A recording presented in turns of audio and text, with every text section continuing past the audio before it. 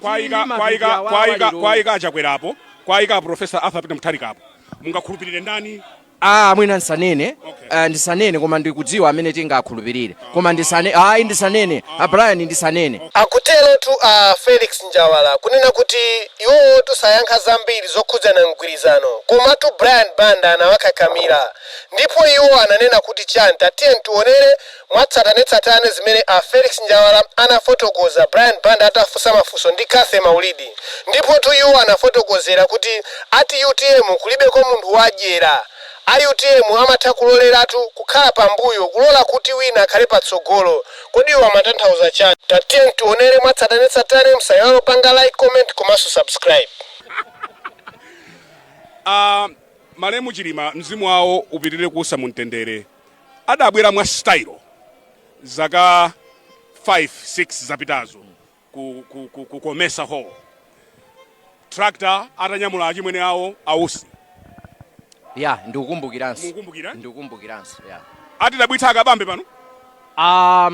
UTM tikamanena kuti UTM ndi chiyembekezo cha dziko lino. Sitimangokamba nkhani ya chikuti nchipani. Komanso kachitidwe kake ka zinthu. Anthutu akadzangopereka mwayi tsiku limene Amalawi adzapange maganizo onena kuti tasiya kuvotera mtundu, tasiya kuvotera chipani. Tikufuna kuvotera munthu amene angatithandize. Anthu akadzapanga maganizo amenewo ndi pamene adzazindikire kunena kuti UTM si chipani chongokhala kuti chipani. In this election, munthu amene angatithandize ndakabambe? Inuyo Brian ndinene panopo ngakhale mmene ndikuyankhulamo ndiyang'ane kamerayo. Anthu achizipani zina ndikudzoti akuonera pansi pa mtima pawo kunena kuti zimene akunena Njawalazo ndizoona. Pa makandidate onse amene akuyima onse munthu amene akuoneka ali ndi kuthekera kosintha dziko lino ndi Dr. Dalitso Kabambe. Ndikuti ndayang'ana kamera iyo onse amene akundiona ena ndazipani zina sangayankhule. Kuseko kula ndevu za mwayi mwaona? Ndaona. Ngakhale yonso sangayankhule iwo andintola nkhani alibe mbali alibe chipani. Koma mumtima mwawomo chilipo chimene amasankha amakavota atu iwo. Sindiudziwa kadzakavotera ndani. Amanyinyirika kuti ife ngatiza khatiri kulilongo mwanalembetsera ku Blantyre. Zikonzedwa Njawala. Nthawi yatha. Tivota pa 16 tiyeni ndale tisiyapa. Tiyambe tiziuzana zoona. Dyera limene likuchitika litu sili kuthandizatu. Nziko muno mozipani zimene zikupikisana mwina bwino ndi zipani 5. Okay? Njawala samata nthawi Njawala. Kodi ujeni mfumu simapita ndi othandizira. Njawala samata nthawi. Inuyo UTM. Kumene mutati munakhala kuti si kupangidwa zadyera zikuchitika pamazi. Kungosankha inuyo kuti ife tikhala ndi uyuyu kumene kulemerera. Izi zoti mukupita nokhazi. Koma ndikuwuzeni awanda msisha. Ifeyo ngati UTM, ife tilibe dyera. Ndipo ndinene pano pa kamera. Ife tilibe dyera lina lili. Sakuti mwakanikana nda DPP akuti mwakanikana. Mumve. Tinayenda nda MCP. Amalawi anatuza kuti zichepeseni. Achilima anazichepesa. Anakhala running mate. Achilimatu ali vice president. Chakwera ali MP. Koma MP anakhala patsogolo. Vice president at that time anakhala running mate. Kusonyeza kuti ku UTM tilibe dyera. Philosophy yathu mulibemo dyera. Panopo DPP kaya azipani zanji onsewo ndi anthu onena kuti tikhoza kugwira nawo ntchito takhala tukambirana nawo. Challenge imene yakhalapo ndiyonena kuti ndinene apapo. Ife ngati chipani taphunzira ku Mgwirizano umene tinali. Amalawi lero akamanena kuti boma ilili sili kupanga kanthu. Mwafunsa Amalawi onse akuwuzani kuti anatiuza kuti tizidya katatu pa tsiku. Anatiuza za ntchito 1 million. Anatiuza za mega farms. Anatiuza za passport ya 14,000. Ananena kuti azigogo athu azilandira 15,000. Zimene atakakuze. Kodi manifesto imene inali andani ya UTM. Mboma umu mmene tinakhala tinakanika kupatsidwa mpata kuti tikwaniritse ifeyo zimenezi. Fa manifesto tukuikwaniritsa ndi influence imene muli nayo mboma mucha. Ndiye umumu amatika kutali. Now, apa chimene ife timafuna nchone kuti ngatupanga mgwirizano nda DPP. Tionetsetse kunena kuti tikakhalamo ndi mpata okwaniritsa manifesto yathu ija. Fa manifesto imeneja ndi imene ife tikukhulupirira kuti ikhoza kuthandiza dziko lino. Koma minus that ifeyo mpovuta kuti tingalole kukhala mu alliance imene manifesto yathu sikagwira. So chinavuta imene chinavuta ndi ichi. Anzathu analemba kale ati anagwirizana kale kuneki kwawo kunena kuti akufuna anthu obwera kujoinana nawo adzingo athandizira mwina ngati kaya kuma ministry kwina ndi kwina kuti maunduna ena ndi ena ndiye timanena kuti unduna munthu akhoza kungodzuka lero ndikunchotsa zikatero zatani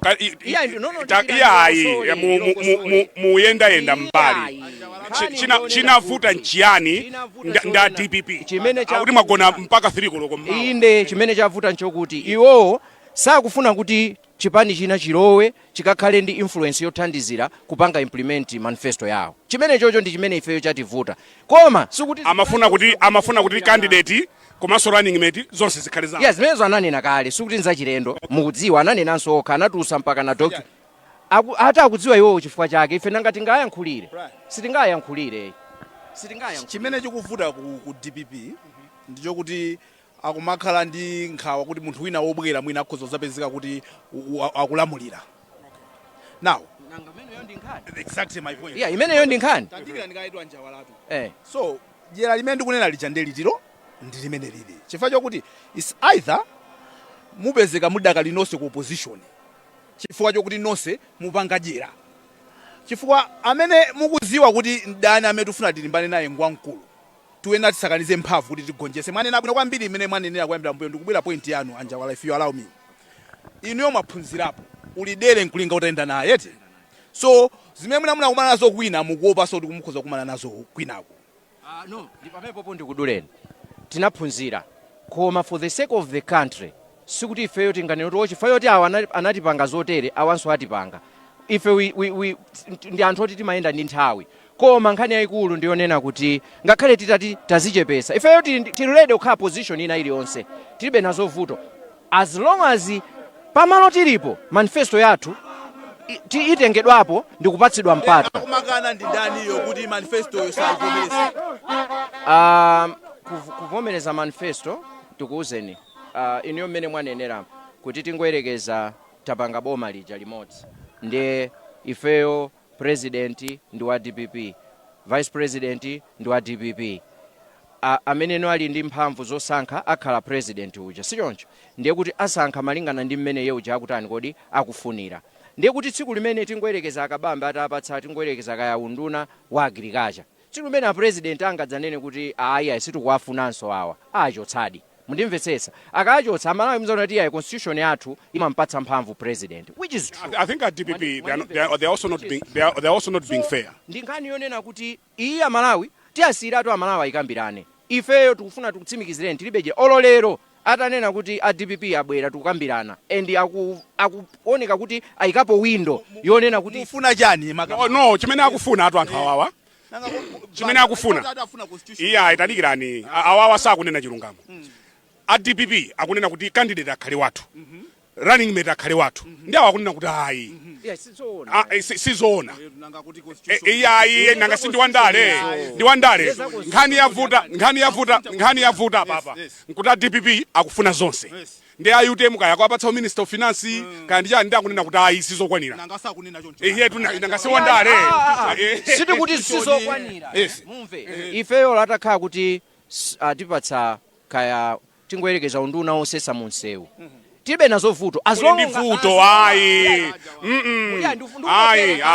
mwalephera kumvana chifukwa pa running mate ndi pa candidate zonse akutenga tipi exactly justification yathu no ndionena kuti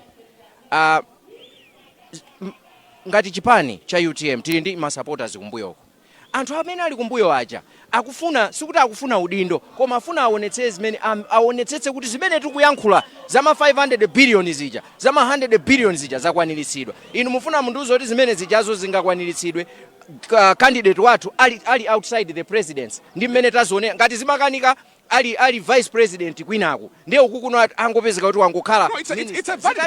It's a valid point. I think pamene mukambirana ndaona kuti Kathari ndi alendo ena amaya amaya komata achena tulero kuti taonetsana amaya awaona amaya banda izizi zikuchitika basi awa opposition apitirira kukhala ku okay nde tinene chonchi tiyankhule chonchi ifeyo ngati chipani izi zoti apitirira kukhala ku opposition kukhala kutani imene tiyedzeke koma nkhani yayikulu kwambiri ndionena kuti tili ndi window mpaka na pa 30 chani 30 July anything can happen as long no kaya I don't know kuti chimene chingachitike ndi chani komano chimene ndikutanthauza ncho kuti tili mpaka na ndi pa 30 tufuna timalize nkhani tiye nayo inu ndi amalawi ambiri amanena kuti awasananena kunena kuti UTM mutangogwirizana ndi DPP kwalemera seti kwalemera ndithu kulisikero ndipo aliyense akudziwa koma mwalepherana chifukwa chonena kuti DPP afuna zonse zikhale zawo exactly okay nanga mangozungulira ndeno zikakhala zawo zonse ifeyo sitikakhala ndi mphamvu yokuti manifesto yathu ija tikwaniritse ndi zimene zozo inu mafuna pa Ndipo no at least in the presidency paliponse running mate mukanalola no that's fine that's fine palibe vuto because in the president kayati patsa president kayati gwirizana kuti awatikhala running mate that is fine koma chimene tingalole zimene zozo nchifukwa chonena kuti mmene alili professor aja tukhalabe ndi chikhulupiriro kuti sangapange ngati zimene zinachitika ku MCP tumakhulupirira be choncho Chakwera ndi professor Peter Mutharika mungakhulupirira mene okay poti munthu amasintha izozo sitinganeneretu komabe tikozopereka benefit of doubt for the sake of Malawians chifukwa nkhani ili pano ndi amalawi ali ukuku koma zikanangokhala kuti kumbuyo kulibe amalawi tikanakaniratu kukaniratu chifukwa tazionatu anthufe